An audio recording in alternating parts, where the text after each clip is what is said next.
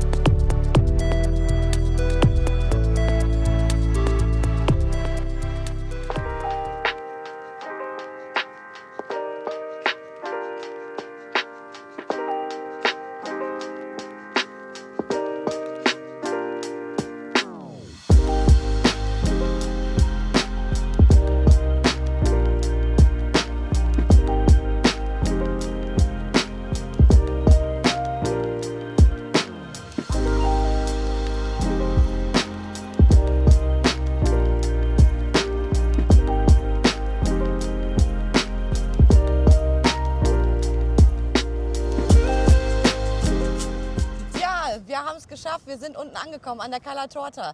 Bengt, hast du eine Erklärung für uns, was wir hinter uns hier so Schönes haben? Ja, natürlich. Was wir hier sehen, sind wirklich angehäufte Berge von abgestorbenem Seegras. Ne? Also das sieht man sehr, sehr häufig und Touristen finden das oftmals sehr ärgerlich, weil sieht ja nicht unbedingt schön aus, ne? Ist klar. Aber was die Touristen auch wissen sollten und wie jeder andere auch natürlich, das ist enorm wichtig für das Ökosystem hier. Ne?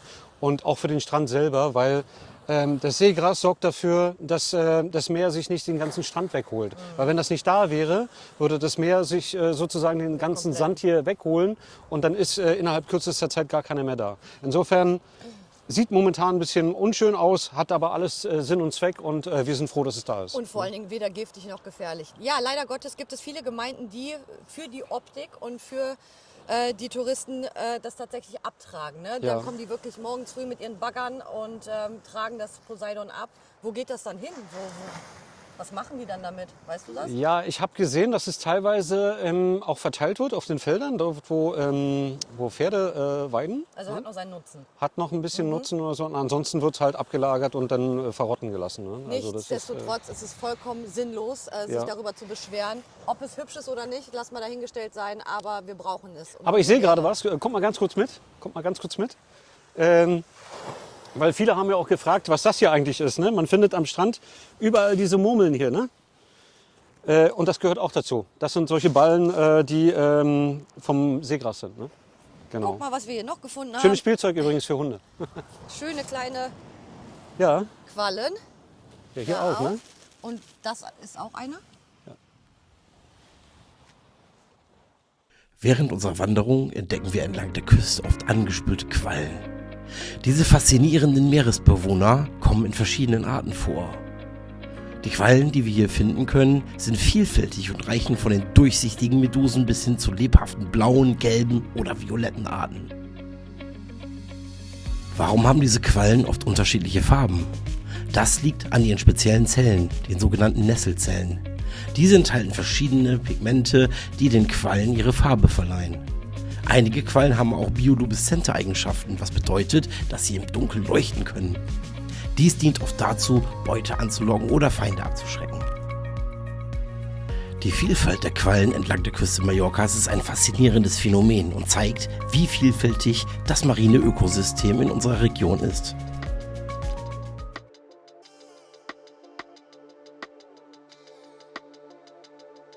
An der Cala Torta angekommen, folgen wir dem Pfad entlang der Küstenklippen. Wir erreichen die Cala Mitiana, setzen die Wanderung fort in Richtung Cala Estreta, passieren die Cala Es Matzox und erreichen unser Ziel, den Torre del Albanca.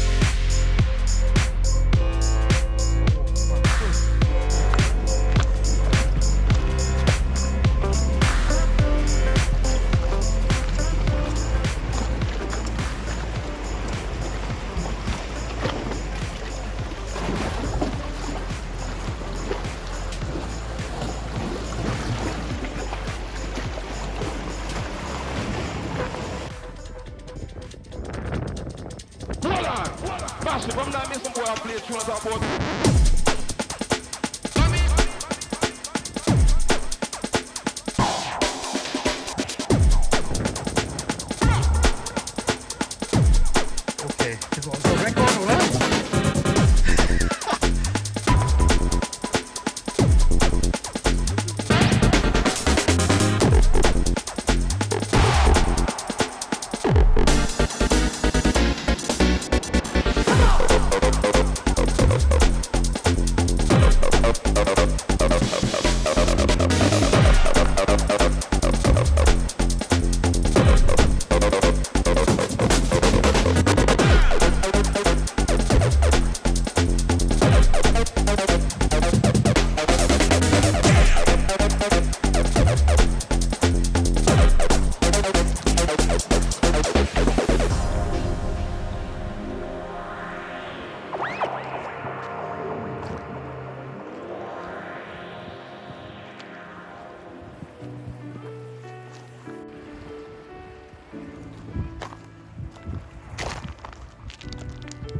Lina hatte eine schmerzhafte und herausfordernde Begegnung mit einem feuchten Felsen entlang des Weges. Sie ist ausgerutscht und hat sich den Knöchel verletzt. Ein wichtiger Hinweis an alle Abenteurer da draußen: Bei feuchten Bedingungen ist absolute Vorsicht geboten. Insbesondere, wenn du Klippen oder felsiges Gelände erklimmst. Die Feuchtigkeit kann die Oberflächen rutschig machen und das kann wiederum zu gefährlichen Situationen wie in unserem Fall führen. Wenn es keine andere Möglichkeit gibt, sei äußerst vorsichtig. Linas Unfall erinnert uns daran, wie wichtig es ist, die Natur mit dem nötigen Respekt zu behandeln und immer auf die Bedingungen zu achten. Sicherheit geht vor Abenteuer. Unsere tapfere Lina biss die Zähne zusammen und bezwang die letzten Kilometer des Trails trotz der Schmerzen. Und als wir schließlich unser Ziel erreichten, war die Entschlossenheit noch lange nicht erschöpft. Sie meisterte sogar noch den beschwerlichen Heimweg. Denn in diesem abgelegenen Gebiet gab es keine Möglichkeit, mit dem Auto abgeholt zu werden.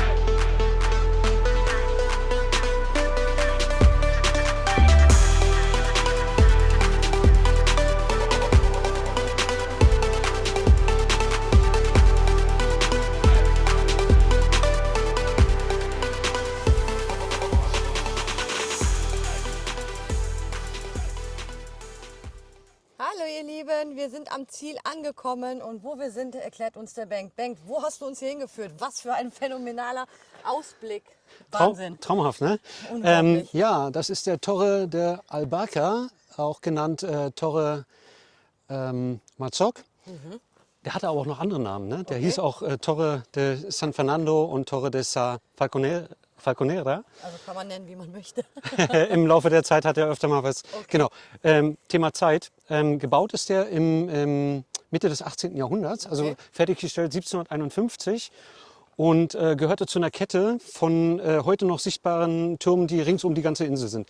Insgesamt sind das 85 Türme. Wow. Das sind Wachtürme und die sind dazu da, die See hier zu überwachen. Ne? Also wegen Feinden, dass man Bescheid sagen konnte. Man konnte hier praktisch per Glocken und per Feuer Nachrichten einfach weitergeben. Also wenn man mal rüberschwenken kann, da drüben, vielleicht sieht man es, ist schon der nächste Turm oben auf der Spitze. Ah, da oben, ja. Genau. Okay. Wir befinden uns genau in der Mitte zwischen zwei Türmen und auf der anderen Seite ist dann auch wieder der nächste. Wahnsinn. Dieser Turm hier, wenn man das jetzt mal sieht, schaut mal, da oben, das ist nicht etwa ein Fenster, sondern das war ursprünglich der Eingang. Aus Sicherheitsgründen hat man den Eingang in der ersten Etage gemacht und von dort aus ging dann eine Treppe nach unten in die Räume. Später hat man das dann geändert und hat dann da unten den Eingang reingemacht. Insgesamt befinden wir uns hier auf einer Höhe von 67 Metern und der Turm hat eine Höhe von 11 Metern. Oben auf der Plattform waren insgesamt 3 Kanonen, wovon noch eine übrig ist. Die können wir uns gleich nochmal angucken. Super. Ja, genau, haben wir nichts im Blick. Ja, musst du gucken. Also ist die steinerne Treppe da drin. Der letzte Rest ist dann über eine Holzleiter, glaube ich.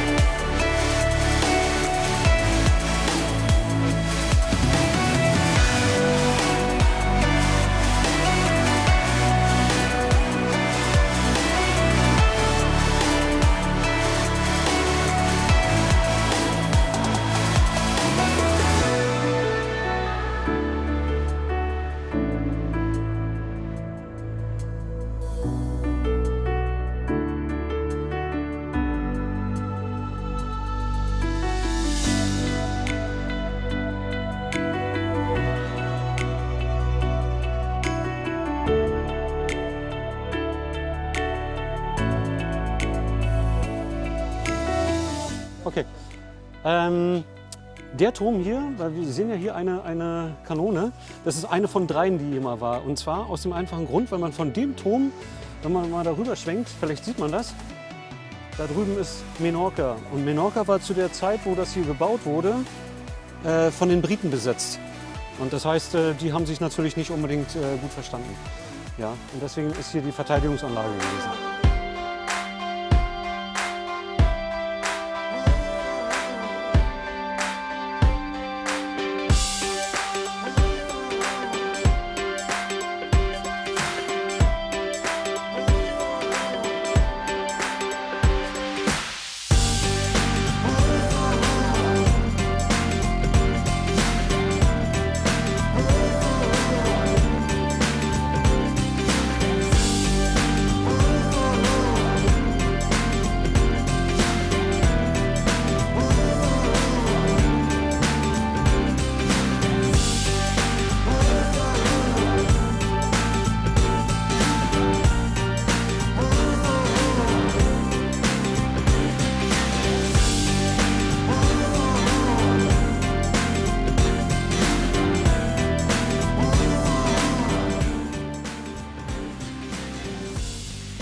So, das müssen wir schneiden, glaube ich. Ich habe meinen Rucksack noch da oben. Wo muss man lang? Hier? Nee, hier, ne? Hier ist aber ja der Pfahl, oder?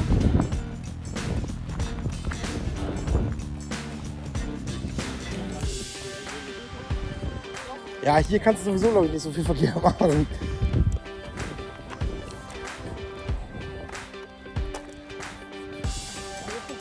Ja, da ist doch der Pfad. Mensch, Bengt. Oh, ich habe die ganze Zeit... Hallo, herzlich willkommen zurück an der wunderschönen Cala Torta. Ja, wir befinden uns hier und habe den Faden verloren.